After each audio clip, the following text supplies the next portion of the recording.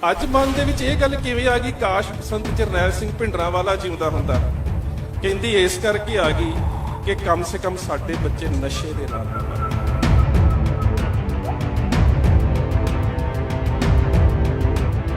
ਅਸੀਂ ਉਹਨਾਂ ਨੂੰ ਦੱਸ ਨਹੀਂ ਸਕੇ ਰਣਜੀਤ ਸਿੰਘ ਨੇ ਰਾਜ ਕਿਉਂ ਕੀਤਾ।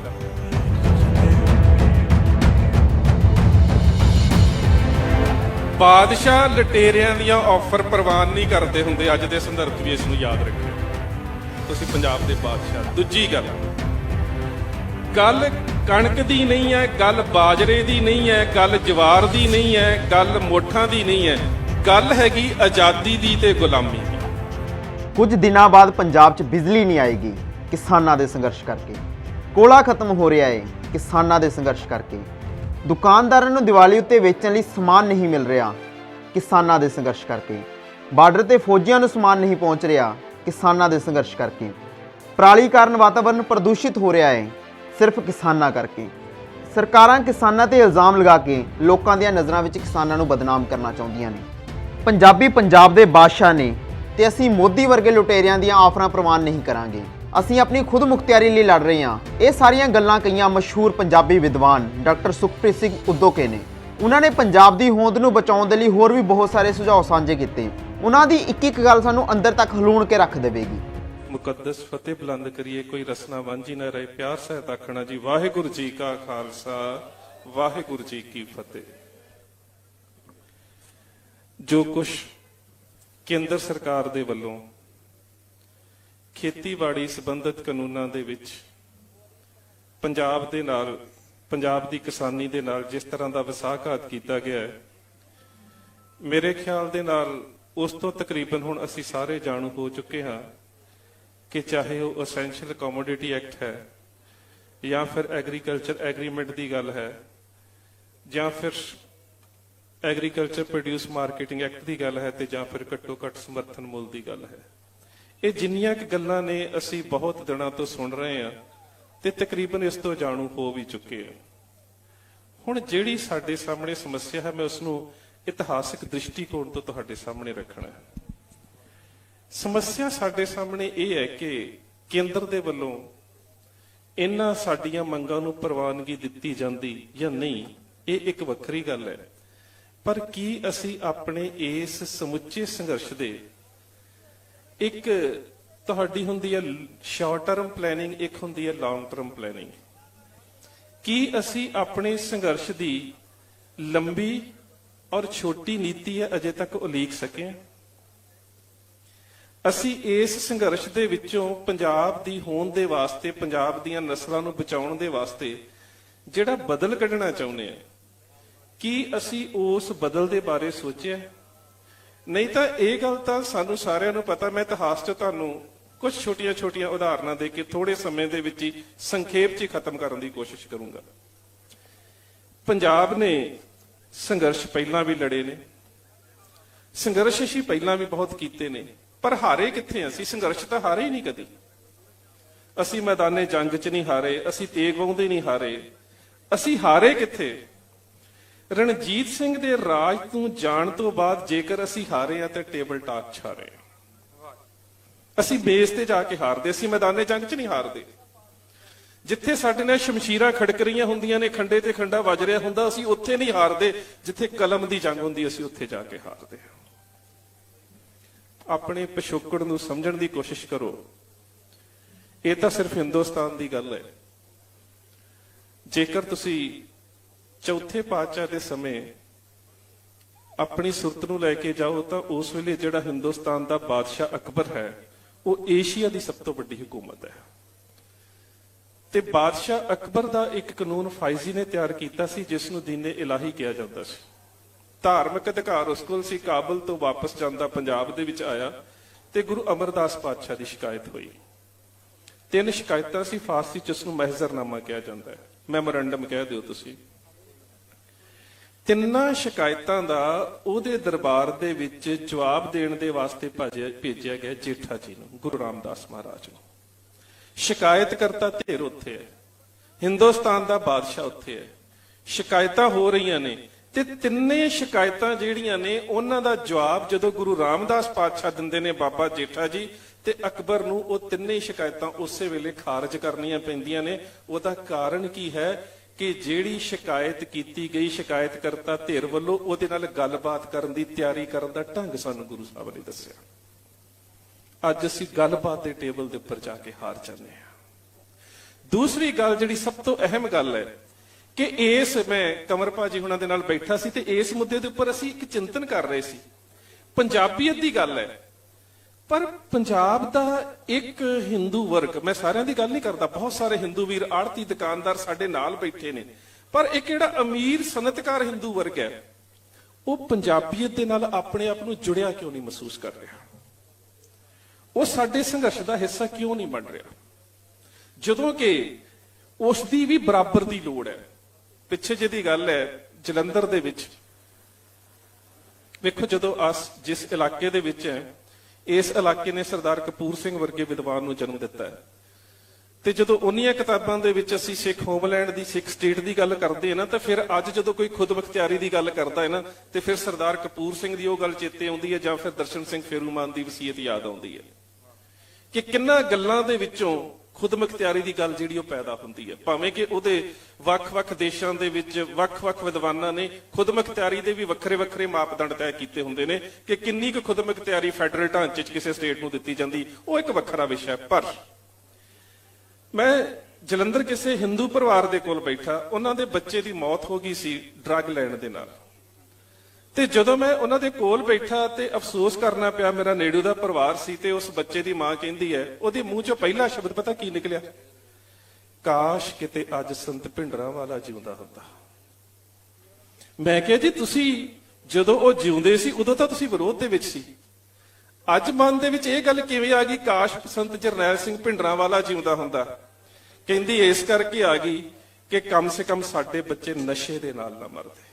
ਇਹਦਾ ਮਤਲਬ ਜਦੋਂ ਸਾਨੂੰ ਆਪ ਨੂੰ ਸੇਕ ਲੱਗਾ ਉਦੋਂ ਸਾਨੂੰ ਸੰਤ ਜਰਨੈਲ ਸਿੰਘ ਦੀ ਯਾਦ ਆਈ, ਪਰ ਉਸ ਸਮੇਂ ਜਿਹੜਾ ਸਾਡੇ ਸਾਹਮਣੇ ਹਿੰਦੁਸਤਾਨੀ ਮੀਡੀਆ ਨੇ ਜਿਹੜਾ ਬਰਤਾਂਤ ਸਿਰਜਿਆ, ਪਤਾ ਕੀ ਕਿਹਾ ਗਿਆ?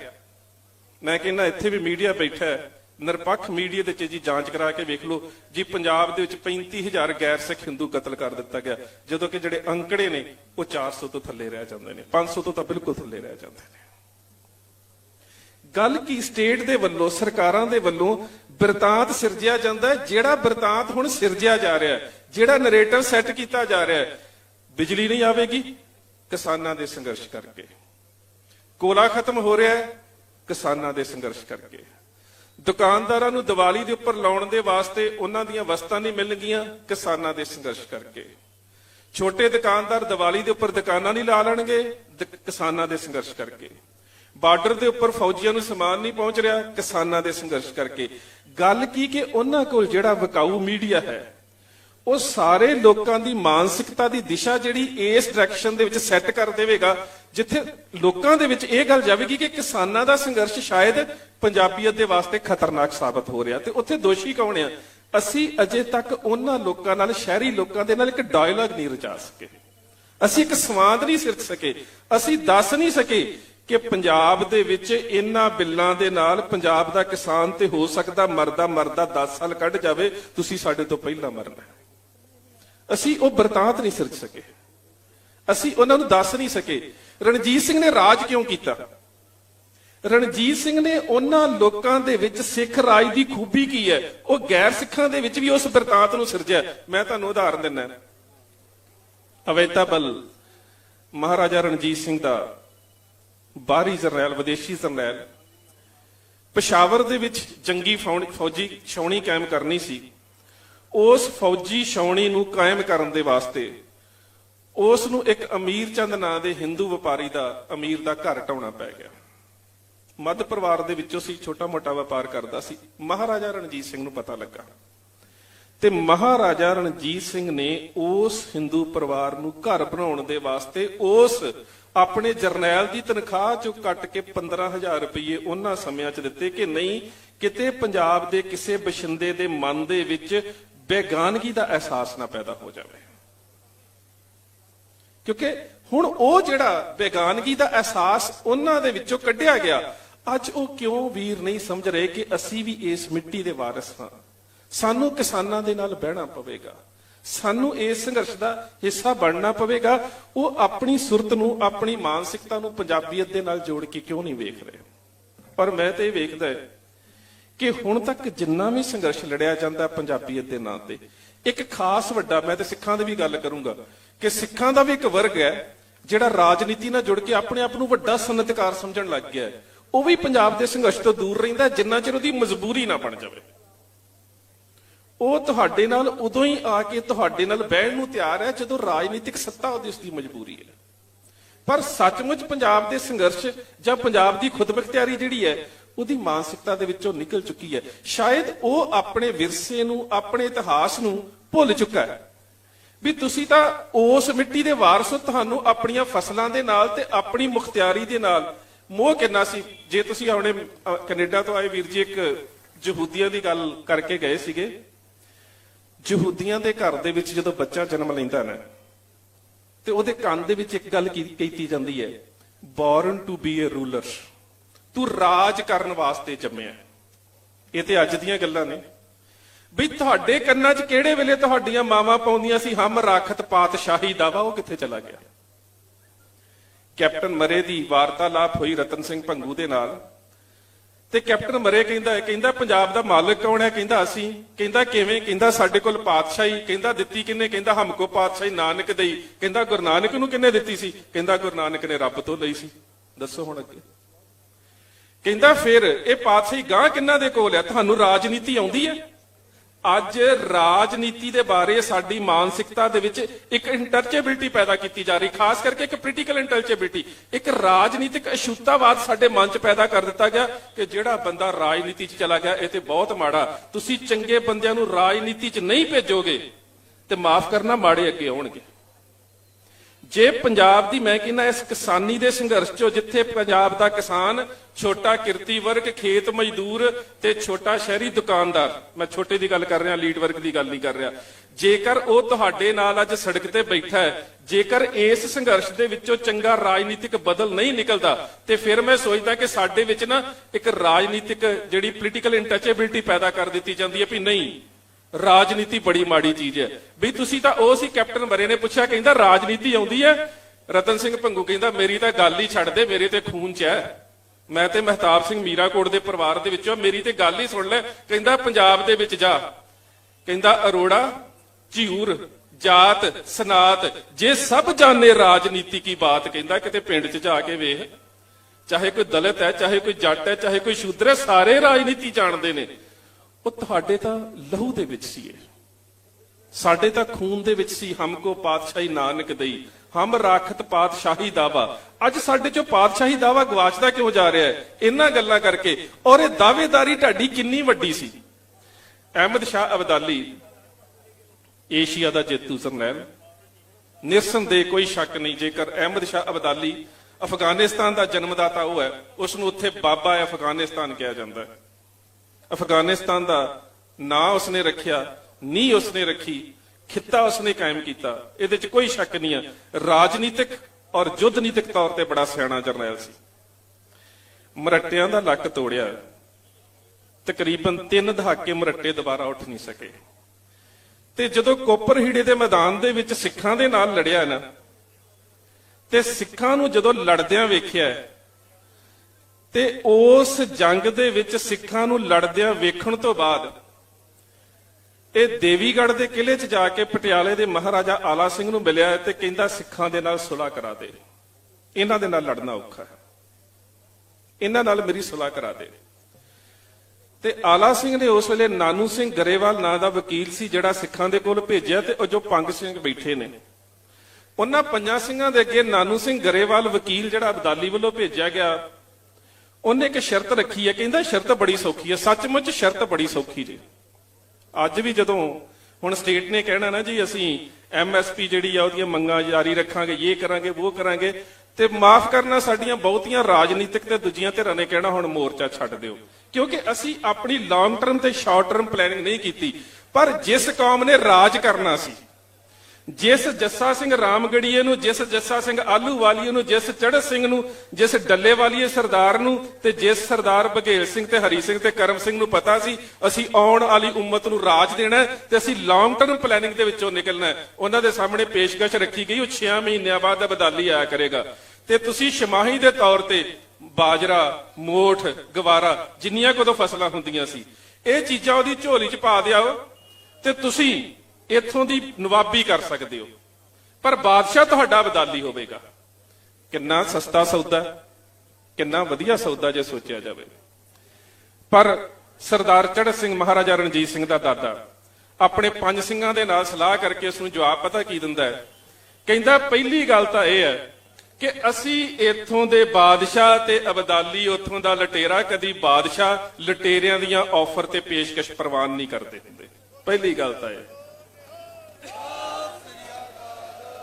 ਬਾਦਸ਼ਾਹ ਲਟੇਰਿਆਂ ਦੀਆਂ ਆਫਰ ਪ੍ਰਵਾਨ ਨਹੀਂ ਕਰਦੇ ਹੁੰਦੇ। ਅੱਜ ਦੇ ਸੰਦਰਭ 'ਚ ਵੀ ਇਸ ਨੂੰ ਯਾਦ ਰੱਖਿਓ, ਤੁਸੀਂ ਪੰਜਾਬ ਦੇ ਬਾਦਸ਼ਾਹ। ਦੂਜੀ ਗੱਲ ਕਣਕ ਦੀ ਨਹੀਂ ਹੈ, ਗੱਲ ਬਾਜਰੇ ਦੀ ਨਹੀਂ ਹੈ, ਗੱਲ ਜਵਾਰ ਦੀ ਨਹੀਂ ਹੈ, ਗੱਲ ਮੋਠਾਂ ਦੀ ਨਹੀਂ ਹੈ, ਗੱਲ ਹੈਗੀ ਆਜ਼ਾਦੀ ਦੀ ਤੇ ਗੁਲਾਮੀ ਦੀ। ਜਿਹੜਾ ਜਵਾਬ ਦਿੱਤਾ ਉਸ ਵੇਲੇ ਨਾ ਸਰਦਾਰ ਸੋਹਣ ਸਿੰਘ ਸੀਤਲ ਹੋਣਾ ਨੇ ਉਸ ਨੂੰ ਕਵਿਤਾ 'ਚ ਲਿਖਿਆ। ਕਹਿੰਦੇ ਸਾਡੇ ਵੱਲੋਂ ਸ਼ਾਹ ਨੂੰ ਕਹਿ ਦੇਣਾ ਜਾ ਕੇ, ਸ਼ਾਹ ਅਬਦਾਲੀ ਬਾਰੇ ਸ਼ਬਦ ਵਰਤਿਆ ਗਿਆ, ਸਾਡੇ ਵੱਲੋਂ ਸ਼ਾਹ ਨੂੰ ਕਹਿ ਦੇਣਾ ਜਾ ਕੇ ਮਿਲਾਂਗੇ ਉਸ ਨੂੰ ਰਣ ਵਿੱਚ ਹੱਥ ਤੇਗ ਉਠਾ ਕੇ, ਸ਼ਰਤਾਂ ਲਿਖਾਂਗੇ ਰਤ ਨਾਲ ਖੈਬਰ ਕੋਲ ਜਾ ਕੇ, ਸ਼ਾਹ ਨਜਰਾਨੇ ਸਾਥੋਂ ਭਾਲਦਾ ਇਉਂ ਈਨ ਮਨਾ ਕੇ, ਪਰ ਸ਼ੇਰ ਨਾ ਜਿਉਂਦੇ ਸੀਤਲਾ ਨੱਕ ਨੱਥ ਪਵਾ ਕੇ। ਸਾਡੀ ਵਿਚਾਰਧਾਰਾ ਤਾਂ ਇਹ ਸੀ। ਅਸੀਂ ਤਾਂ ਉਸ ਵਿਰਸੇ ਦੇ ਵਾਰਸ ਸੀ ਜਿੱਥੇ ਕਿਸੇ ਤਰ੍ਹਾਂ ਦੀ ਆਪਣੀ ਕੌਮੀਅਤ ਜਾਂ ਆਪਣੇ ਖੇਤਰੀ ਪੱਧਰ ਜਾਂ ਆਪਣੇ ਖਿੱਤੇ ਜਾਂ ਆਪਣੀ ਖੁਦ ਮੁਖਤਿਆਰੀ ਦੇ ਉੱਪਰ ਕਿਸੇ ਤਰ੍ਹਾਂ ਦਾ ਕੋਈ ਸਮਝੌਤਾ ਹੀ ਨਹੀਂ ਕੀਤਾ ਜਾਂਦਾ। ਸਾਡੇ ਵਡੇਰੇ ਤਾਂ ਉਹ ਸੀ। ਅੱਜ ਸਾਨੂੰ ਉਸ ਚੀਜ਼ ਨੂੰ ਵੇਖਣਾ ਪਵੇਗਾ ਕਿ ਜਿਸ ਤਰ੍ਹਾਂ ਦੇ ਨਾਲ ਸਨਅਤਕਾਰੀ, ਇਹ ਵੱਡਾ ਜਿਹੜਾ ਕਾਰਪੋਰੇਟ ਸੈਕਸ਼ਨ ਹੈ ਨਾ, ਇਹ ਪੰਜਾਬ ਦੀ ਸਨਅਤਕਾਰੀ ਨੂੰ ਜਿਸ ਤਰ੍ਹਾਂ ਦੇ ਨਾਲ ਪ੍ਰਭਾਵਿਤ ਕਰਨ ਵਾਸਤੇ ਤੁਰਿਆ ਹੋਇਆ ਹੈ। ਆਉਣ ਵਾਲੇ ਸਮੇਂ ਦੇ ਵਿੱਚ ਵੇਖੋ, ਮੈਂ ਬਾਰ-ਬਾਰ ਇਹ ਗੱਲ ਕਿਹਾ ਗਿਆ ਕਿ ਸਰਕਾਰਾਂ ਦੇ ਵੱਲੋਂ ਤੇ ਹੁਣ ਜਿਹੜਾ ਮੀਡੀਆ ਦਾ ਵੀ ਇੱਕ ਬਹੁਤ ਵੱਡਾ ਹਿੱਸਾ ਜਿਹੜਾ ਨਾ, ਉਹ ਵੀ ਸਨਅਤਕਾਰੀ ਦਾ ਹਿੱਸਾ ਬਣ ਗਿਆ, ਕਾਰਪੋਰੇਟ ਸੈਕਸ਼ਨ ਦਾ। ਔਰ ਉਹਨਾਂ ਵੱਲੋਂ ਜਿਹੜਾ ਬਿਰਤਾਂਤ ਹੁਣ ਸਿਰਜਿਆ ਜਾ ਰਿਹਾ, ਕੁਝ ਦਿਨਾਂ ਦੀ ਗੱਲ ਹੈ ਨਾ, ਕਿ ਤੁਹਾਡੀ ਪਰਾਲੀ ਦੇ ਧੂਏ ਕਰਕੇ ਦਿੱਲੀ ਦੇ ਵਿੱਚ ਪ੍ਰਦੂਸ਼ਣ ਹੋ ਰਿਹਾ ਹੈ। ਪਰ ਜੇ ਤੁਸੀਂ ਪੋਲਿਊਸ਼ਨ ਦੇ ਅੰਕੜੇ ਕੱਢ ਕੇ ਵੇਖੋ ਤੇ 51% ਪੋਲਿਊਸ਼ਨ ਕਰਦੀਆਂ ਨੇ ਇਹਨਾਂ ਦੀਆਂ ਫੈਕਟਰੀਆਂ ਹਿੰਦੁਸਤਾਨ ਦੇ ਵਿੱਚ। 25% ਪੋਲਿਊਸ਼ਨ ਹੈ ਮੋਟਰ ਗੱਡੀਆਂ ਦਾ, 11% ਘਰੇਲੂ ਹੈ ਤੇ 8.5% ਕਿਹੜਾ ਉਹ ਹੈਗਾ ਤੁਹਾਡੀਆਂ ਫਸਲਾਂ ਦਾ, ਸਿਰਫ 8.5%। ਤੇ ਉਹਦੇ ਤੋਂ ਵੱਧ ਤਾਂ ਬਿਹਾਰ ਦੇ ਭਈਏ ਬੀੜੀ ਫੂਕ ਦਿੰਦੇ ਆ, ਉਸ ਤੋਂ ਵੱਧ ਉਹ ਪੋਲੂਸ਼ਨ ਕਰ ਦਿੰਦੇ ਆ। ਹਾਲਾਂਕਿ ਤੁਹਾਡੀ ਪਰਾਲੀ ਦੇ ਵਿੱਚੋਂ ਕੋਈ ਜ਼ਹਿਰੀਲਾ ਅੰਸ਼ ਨਹੀਂ ਨਿਕਲਦਾ, ਪਰ ਜਦੋਂ ਉਹ ਬੀੜੀ ਪੀਂਦੇ ਨੇ 3000 ਕਿਸਮ ਦੇ ਜ਼ਹਿਰੀਲੇ ਕੈਮੀਕਲ ਤੁਹਾਡੀ ਹਵਾ 'ਚ ਜਾ ਰਹੇ ਹੁੰਦੇ ਨੇ। ਉਹਨਾਂ ਦੀ ਕੋਈ ਚਿੰਤਾ ਨਹੀਂ, ਉਸ ਪੋਲੂਸ਼ਨ ਦੀ ਕਿਸੇ ਨੂੰ ਕੋਈ ਚਿੰਤਾ ਨਹੀਂ, ਤੁਹਾਡੀ ਪਰਾਲੀ ਦੀ ਚਿੰਤਾ ਹੈ, ਜਿਹਦੇ 'ਚ ਕੋਈ ਜ਼ਹਿਰੀਲਾ ਤੱਤ ਨਿਕਲ ਕੇ ਜਦੋਂ ਅਸੀਂ ਪਰਾਲੀ ਫੂਕਦੇ ਆ ਤੇ ਘਰਾਂ 'ਚ ਵੀ ਬੈਠੇ ਹੁੰਦੇ ਆ, ਉਸੇ ਕਿੱਲੇ ਦੇ ਵਿੱਚ ਹੁੰਦੇ, ਉਸੇ ਏਕੜ ਦੇ ਵਿੱਚ ਖਲੋਤੇ ਹੁੰਦੇ ਆ, ਸਾਨੂੰ ਦਮਾ ਨਹੀਂ ਹੁੰਦਾ। ਪਰ ਇਹਨਾਂ ਨੂੰ ਸਿਗਰਟਾਂ ਦੇ ਨਾਲ ਦਮਾ ਨਹੀਂ ਹੁੰਦਾ, ਤੁਹਾਡੀ ਪਰਾਲੀ ਨਾਲ ਦਮਾ ਹੁੰਦਾ। ਉਹਦਾ ਕਾਰਨ ਕੀ ਹੈ ਕਿ ਉਹਨਾਂ ਬਹੁ ਗਿਣਤੀ ਕੌਮੀਅਤ ਦੇ ਵਿੱਚ ਇੱਕ ਬਿਰਤਾਂਤ ਨੂੰ ਸਿਰਜਣਾ ਹੈ ਕਿ ਇਹ ਸਭ ਕੁਝ ਤੁਹਾਡੇ ਕਰਕੇ ਹੋ ਰਿਹਾ। ਇਹ ਲੋਕਾਂ ਦੇ ਮਨਾਂ ਦੇ ਵਿੱਚ ਇਹ ਗੱਲ ਪਾਉਣੀ ਹੈ। ਤੇ ਹੁਣ ਇਹ ਤੁਹਾਡੀ ਤੇ ਖਾਸ ਕਰਕੇ ਆ ਸੋਸ਼ਲ ਮੀਡੀਆ ਵਾਲੇ ਜਿੰਨੇ ਕਿ ਸਮਝਦੇ ਨੇ ਕਿ ਅਸੀਂ ਪੰਜਾਬ ਦੀ ਮਿੱਟੀ ਦੇ ਨਾਲ ਜੁੜੇ ਹੋਏ ਹਾਂ, ਇਸ ਮੀਡੀਆ ਦੀ ਇੱਕ ਵਿਸ਼ੇਸ਼ ਜ਼ਿੰਮੇਵਾਰੀ ਬਣ ਜਾਂਦੀ ਹੈ ਕਿ ਅਸੀਂ ਸਾਡਾ ਦੁਖਾਂਤ, ਪੰਜਾਬ ਦਾ ਦੁਖਾਂਤ ਤੇ ਉਹਦਾ ਬਿਰਤਾਂਤ ਜਿਹੜਾ ਉਹ ਸਿਰਜਣਾ। ਅਸੀਂ ਪੰਜਾਬ ਦੇ ਲੋਕਾਂ ਦਾ ਦੁਖਾਂਤ ਵੀ ਦੱਸਣਾ ਕਿ ਅਸੀਂ ਕੀ ਸੀ ਤੇ ਕਿਸ ਪੱਧਰ ਦੇ ਉੱਪਰ ਪਹੁੰਚ ਗਏ ਹਾਂ। ਆਉਣ ਵਾਲੇ ਸਮੇਂ ਦੇ ਵਿੱਚ ਜੇਕਰ ਤੁਹਾਨੂੰ ਕਿਤੇ ਇੱਕ ਕਿਤਾਬ ਸੀਡਸ ਆਫ ਡਿਸਟਰਕਸ਼ਨ ਪੜ੍ਹਨ ਦਾ ਮੌਕਾ ਮਿਲੇ, ਨਾ ਤੋਂ ਸਪਸ਼ਟ ਹੈ ਤਬਾਹੀ ਦੇ ਬੀਜ। ਕਿਸਾਨ ਬਜ਼ੁਰਗ ਬੈਠੇ ਨੇ, ਅਸੀਂ ਨਦੀਨ ਹੀ ਪੁੱਟਦੇ ਹੁੰਦੇ ਸੀ ਝੋਨੇ ਦੇ ਵਿੱਚੋਂ। ਉਸ ਤੋਂ ਬਾਅਦ ਮਚੈਟੀ ਆ ਗਈ, ਮਨਸੈਂਟੋ ਕੰਪਨੀ ਜਿਹੜੀ ਕਿ ਰੌਕਫੈਲਰ ਪਰਿਵਾਰ ਦੀ ਹੈ, ਜਿਹੜਾ ਅੱਜ ਦੁਨੀਆ ਦੇ ਵੱਡੇ 5 ਬੈਂਕਰਾਂ ਦੇ ਵਿੱਚੋਂ ਜਿਹੜੇ ਅੱਜ ਦੁਨੀਆ ਨੂੰ ਕਹਿ ਸਕਦੇ ਹੋ ਕਿ ਚਲਾ ਰਹੇ ਨੇ ਆਰਥਿਕ ਪੱਧਰ ਦੇ ਉੱਪਰ। ਮਨਸੈਂਟੋ ਦੀ ਮਚੈਟੀ ਆ ਗਈ, ਬਾਇਰ ਦੀਆਂ ਕੁਝ ਹੋਰ ਦਵਾਈਆਂ ਆ ਗਈਆਂ, ਇਨਸੈਕਟੀਸਾਈਡ ਆ ਗਏ, ਪੈਸਟੀਸਾਈਡਸ ਆ ਗਏ। ਹੁਣ ਅਸੀਂ ਉਹ ਪਾਉਣੇ ਸ਼ੁਰੂ ਕਰ ਦਿੱਤੇ। ਕਿੰਨੇ ਕਿੰਨੇ ਸਾਲ ਤੁਹਾਨੂੰ ਪਤਾ ਹੈ, ਮੈਂ ਵੀ ਕਿਸਾਨ ਪਰਿਵਾਰ ਦੇ ਵਿੱਚੋਂ ਆ, ਅਸੀਂ ਕਣਕ ਬੀਜਦੇ ਸੀ ਤੇ ਉਸ ਤੋਂ ਬਾਅਦ ਘਰ ਦੇ ਵਿੱਚ ਹੀ ਕਣਕ ਦਾ ਬੀਜ ਰੱਖ ਲੈਂਦੇ ਸੀ, ਅਗਲੇ ਸਾਲ ਇਹਦੇ ਚੋਂ ਪਾਉਣਾ। ਹੁਣ ਕਿੰਨੇ ਸਾਲ ਉੱਗਦਾ? ਹੁਣ ਤੁਹਾਨੂੰ ਹਾਈਬ੍ਰਿਡ ਕਿਉਂ ਖਰੀਦਣੇ ਪੈਂਦੇ ਨੇ? ਕਿਉਂਕਿ ਤੁਹਾਡੀ ਜ਼ਮੀਨ ਦੇ ਬੀਜ ਦੀ ਉਗਾਈ ਤੋਂ ਲੈ ਕੇ ਬਿਜਾਈ ਤੋਂ ਲੈ ਕੇ ਪੈਸਟੀਸਾਈਡ ਇਨਸੈਕਟੀਸਾਈਡ ਤੱਕ ਇੱਕ ਵੱਡੇ ਕਾਰਪੋਰੇਟ ਸੈਕਟਰ ਦਾ ਜਿਹੜਾ ਉਹ ਕਬਜ਼ਾ ਹੋ ਚੁੱਕਾ ਹੈ। ਔਰ ਅੱਜ ਕੱਲ ਦੇ ਸਮੇਂ ਦੇ ਵਿੱਚ ਜਿਹੜੇ ਲੋਕ ਸਨਅਤਕਾਰੀ ਜਾਂ ਇੰਨੇ ਕਾਰਪੋਰੇਟ ਘਰਾਣਿਆਂ ਦੇ ਬਹੁਤ ਵੱਡੇ ਜਿਹੜੇ ਥਿੰਕਰ ਨੇ ਨਾ, ਉਹ ਸੋਚਦੇ ਨੇ ਕਿ ਦੋ ਚੀਜ਼ਾਂ ਤੋਂ ਬਾਅਦ, ਦਵਾਈਆਂ ਔਰ ਹਥਿਆਰ ਤੋਂ ਬਾਅਦ, ਜੇਕਰ ਦੁਨੀਆ ਦੀ ਸਭ ਤੋਂ ਵੱਡੀ ਆਰਥਿਕ ਮੰਡੀ ਹੈ ਤੇ ਉਹ ਅੰਨ ਹੈ। ਜਿਹਦੇ ਹੱਥ ਦੇ ਵਿੱਚ ਹਥਿਆਰ ਹੈ, ਰੋਟੀ ਉਹਨੂੰ ਵੀ ਚਾਹੀਦੀ ਹੈ, ਜਿਹੜਾ ਬਿਮਾਰ ਹੈ ਰੋਟੀ ਉਹਨੂੰ ਵੀ ਚਾਹੀਦੀ ਹੈ। ਇਸ ਕਰਕੇ ਤੁਹਾਡਾ ਅੰਨ ਜਿਹੜਾ ਹੈ, ਇਸ ਦੇ ਉੱਪਰ ਨਜ਼ਰਾਂ ਟਿਕੀਆਂ ਹੋਈਆਂ ਨੇ, ਕਿਉਂਕਿ ਇਹ ਤੀਜੇ ਨੰਬਰ ਦੇ ਉੱਪਰ, ਵੈਸੇ ਤਾਂ ਹੁਣ ਦੂਜੇ ਨੰਬਰ 'ਚ ਆਇਆ ਦਵਾਈਆਂ ਤੋਂ ਬਾਅਦ, ਪਰ ਦੂਸਰੇ ਜਾਂ ਤੀਸਰੇ ਨੰਬਰ ਦੇ ਉੱਪਰ ਇਹ ਦੁਨੀਆ ਦੀ ਸਭ ਤੋਂ ਵੱਡੀ ਆਰਥਿਕਤਾ ਦਾ ਸਰੋਤ ਬਣਦਾ ਜਾ ਰਿਹਾ ਹੈ। ਇਸ ਦੇ ਕਰਕੇ ਤੁਹਾਡੇ ਉੱਪਰ ਇਹ ਨਜ਼ਰਾਂ ਲੱਗੀਆਂ ਹੋਈਆਂ ਨੇ। ਹੁਣ ਇਹਨੂੰ ਅਸੀਂ ਬਚਾਉਣਾ ਕਿਵੇਂ ਹੈ? ਇਹਦੇ ਵਾਸਤੇ ਲੌਂਗ ਟਰਮ ਸਾਡੀਆਂ ਪਲੈਨਿੰਗ ਕੀ ਹੋਣ, ਸਾਡੇ ਕਿਹੜੇ ਮੁੱਦੇ ਹੋਣ, ਕਿਸ ਤਰ੍ਹਾਂ ਦੀ ਖੁਦਮੁਖਤਿਆਰੀ ਦੀ ਅਸੀਂ ਗੱਲ ਕਰਨੀ ਹੈ, ਇਹ ਸਾਨੂੰ ਸਿਰ ਜੋੜ ਕੇ ਬੈਠਣਾ ਪੈਣਾ। ਤੇ ਹੁਣ ਮੈਂ ਤੁਹਾਨੂੰ ਬੇਨਤੀ ਵੀ ਕਰਾਂ ਕਿ ਥੋੜਾ ਜਿਹਾ ਆਪਣੇ ਰਾਜਨੀਤਿਕ ਧਿਰਾਂ ਤੋਂ ਉੱਪਰ ਆ ਕੇ ਉਸ ਰਾਜਸੀ ਮੁਹਾਜ਼ ਦੀ ਸਿਰਜਣਾ ਦੀ ਗੱਲ ਕਰੋ, ਜਿਹੜਾ ਸੱਚਮੁੱਚ ਪੰਜਾਬ ਦੇ ਲੋਕਾਂ ਦੀ ਨੁਮਾਇੰਦਗੀ ਕਰ ਸਕਦਾ ਹੋ। ਮਿਸਲਾਂ ਵੱਖ-ਵੱਖ ਲੜਦੀਆਂ ਸੀ, ਲੜਦੇ ਰਹੋ, ਵੱਖ-ਵੱਖ ਪਿੰਡਾਂ 'ਚ ਸਾਡੇ ਸਾਰਿਆਂ ਦੇ ਲੜਾਈ ਝਗੜੇ ਨੇ, ਕੋਈ ਵੱਡੀ ਗੱਲ ਨਹੀਂ। ਮਿਸਲਾਂ ਵੱਖ-ਵੱਖ ਲੜਦੀਆਂ ਸੀ ਤੇ ਜਦੋਂ ਅਬਦਾਲੀ ਨੇ ਹਮਲਾ ਕਰ ਦਿੱਤਾ ਤੇ ਸਰਦਾਰ ਮਿੱਤ ਸਿੰਘ ਹੁਣਾਂ ਦੇ ਪਰਿਵਾਰ ਦੇ ਵਿੱਚੋਂ ਇੱਕ ਡੱਲੇਵਾਲੀਆ ਮਿਸਲ ਦੇ ਸਰਦਾਰ ਸੀ, ਸਰਦਾਰ ਜੱਸਾ ਸਿੰਘ ਆਹਲੂਵਾਲੀਆ ਨੂੰ ਕਹਿੰਦੇ ਕਿ ਅਬਦਾਲੀ ਨੇ ਘੇਰ ਲਿਆ, ਹੁਣ ਆਪਣੀ ਆਪਣੀ ਮਿਸਲ ਆਪੋ ਆਪਣੇ ਬਜ਼ੁਰਗਾਂ ਤੇ ਆਪੋ ਆਪਣੀਆਂ ਔਰਤਾਂ ਦੀ ਰਾਖੀ ਕਰ ਲਵੇ। ਤੇ ਸਰਦਾਰ ਜੱਸਾ ਸਿੰਘ ਆਹਲੂਵਾਲੀਆ ਨੇ ਇੱਕ ਗੱਲ ਕਹੀ ਸੀ, ਉਹਨੇ ਕਿਹਾ ਸੀ, ਮਿਸਲ ਵੰਡ ਅਬ ਕਬੇ ਨਾ ਪਾਵੋ, ਰਲ ਮਿਲ ਖੜ ਤੁਰ ਪੰਥ ਬਚਾਓ। ਹੁਣ ਆਪਸੀ ਵੰਡ ਛੱਡ ਦਿਓ, ਹੁਣ ਤੁਹਾਡਾ ਦੁਸ਼ਮਣ ਵੱਡਾ ਹੈ। ਜਿੰਨਾ ਚਿਰ ਤੁਹਾਡੇ ਸਿਰ ਤੇ ਦੁਸ਼ਮਣ ਨਹੀਂ ਸੀ, ਤੁਸੀਂ ਆਪਸ 'ਚ ਬਥੇਰਾ ਲੜ ਲਿਆ, ਬਹੁਤ ਲੜ ਲਿਆ ਸੀ ਆਪਸ ਦੇ ਵਿੱਚ। ਹੁਣ ਤੁਹਾਡੇ ਸਿਰ ਦੇ ਉੱਪਰ ਜਿਹੜਾ ਕਾਰਪੋਰੇਟ ਸੈਕਟਰ ਦਾ ਵੱਡਾ ਦੁਸ਼ਮਣ ਹੈ ਨਾ, ਉਹਦੇ ਵਾਸਤੇ ਤੁਹਾਨੂੰ ਇਕੱਠੇ ਪਾਉਣਾ ਪੈਣਾ। ਹੁਣ ਤੁਹਾਨੂੰ ਉਸ ਗੱਲ ਨੂੰ ਆਪਣੇ ਦਿਮਾਗ 'ਚ ਪਾਉਣਾ ਪੈਣਾ ਕਿ ਰਲ ਮਿਲ ਖੜ ਤੁਰ ਪੰਥ ਬਚਾਓ। ਹੁਣ ਪੰਥ ਬਚਾਉਣ ਦੀ ਗੱਲ ਕਰਨੀ ਪੈਣੀ ਹੈ। ਤੇ ਜਿਹੜਾ ਪੰਥ ਤੇ ਪੰਜਾਬ ਹੈ ਨਾ, ਅਸੀਂ ਸਾਰੇ ਹੀ ਪਿੰਡਾਂ 'ਚ ਰਹਿੰਦੇ ਆ, ਗੁਰਦੁਆਰੇ ਜਾਂਦੇ ਆ, ਔਰ ਗ੍ਰੰਥ ਔਰ ਪੰਥ ਨੂੰ ਤੋੜ ਕੇ ਨਹੀਂ ਜੇ ਵੇਖਿਆ ਜਾ ਸਕਦਾ। ਜਿਸ ਵੇਲੇ ਸਰਦਾਰ ਗੁਰਬਖਸ਼ ਸਿੰਘ ਅੰਮ੍ਰਿਤਸਰ ਸ਼ਹੀਦ ਹੋਣ ਲੱਗਾ ਸੀ ਨਾ, ਤੇ ਸ਼ਹਾਦਤ ਤੋਂ ਪਹਿਲਾਂ ਉਹਨੇ ਕਲਗੀਧਰ ਪਾਤਸ਼ਾਹ ਦੇ ਨਾਲ ਇੱਕ ਪਿਆਰੀ ਜੀ ਗੱਲ ਕੀਤੀ ਸੀ।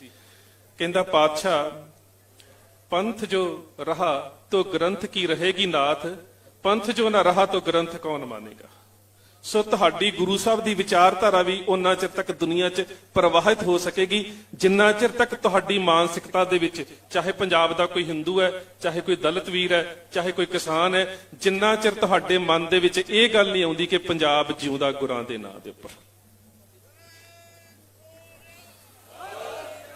ਇਹਦੇ ਤੋਂ ਬਿਨਾਂ ਨਾ ਕੋਈ ਵਿਕਲਪ ਤੇ ਨਾ ਕੋਈ ਸੰਕਲਪ ਸਾਡੇ ਕੋਲ ਹੈਗਾ ਕਿ ਪੰਜਾਬ ਗੁਰਾਂ ਦੇ ਨਾਂ ਤੇ ਜਿਉਂਦਾ ਹੈ। ਤੇ ਇਹ ਜਿਹੜਾ ਗੁਰਾਂ ਦੇ ਨਾਂ ਤੇ ਜਿਉਂਦਾ ਪੰਜਾਬ ਹੈ, ਜਿਸ ਗੁਰੂ ਸਾਹਿਬਾਨ ਨੇ ਪਵਨ ਗੁਰੂ ਪਾਣੀ ਪਿਤਾ ਮਾਤਾ ਧਰਤ ਮਹੱਤ ਦੀ ਗੱਲ ਕੀਤੀ ਸੀ, ਉਸ ਜਰਖੇਸ ਮਿੱਟੀ ਦੇ ਵਾਸਤੇ, ਉਸ ਧਰਤੀ ਮਾਤਾ ਦੇ ਵਾਸਤੇ ਸਾਨੂੰ ਇਕਮੁੱਠ ਹੋਣਾ ਪਵੇਗਾ।